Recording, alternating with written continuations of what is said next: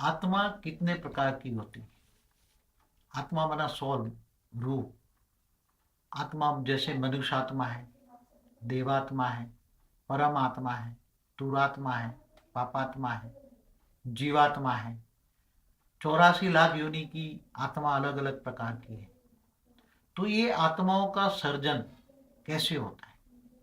जैसे एक मनुष्य आत्मा होती है तो वो कई सर्जन करती है, उसकी पीढ़ियों में मनुष्य आत्मा बढ़ती जाती है, बढ़ती जाती है। ऐसे मछली होती है तो बड़ी मछली से छोटी मछली है, बनती बनती।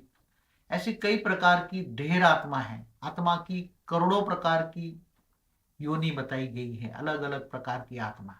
तो आत्मा माना साइंस के हिसाब से पावर, पावर माना चैतन्य शक्ति।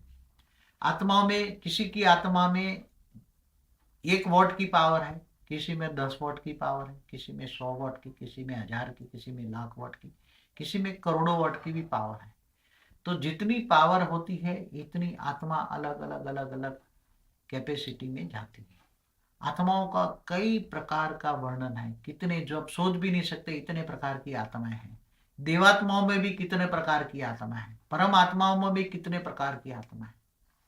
तो केवल परमात्मा का भी रचयिता परम पिता है। परम पिता एक है, ऑलमाइटी अथॉरिटी एक है। तो परम पिता ने परमात्माओं को रचा, परमात्माओं ने देवात्माओं को रचा, देवात्माओं ने फिर कितने प्रकार की आत्माओं को रचा। तो ये रचना जो है, आत्माओं की रचना कैसे होती है और आत्मा में कितनी पावर कैसे जाती है, केवल थॉट मात्र से, संकल्प मात्र से आत्मा का सर्जन होता है। उसमें जैसे संकल्पों में पावर होती है इतने प्रकार की आत्माएं बनती है। कोई 1 किलो अलग अलग अलग अलग पावर की आत्माएं बनती है। और आत्माएं जब जन्म धारण करती है तब 5 तत्वों का शरीर धारण करती है। उसको अलग अलग हम नाम देते हैं, शरीर शरीर को अलग अलग नाम देते हैं, जीवात्मा, दुरात्मा है।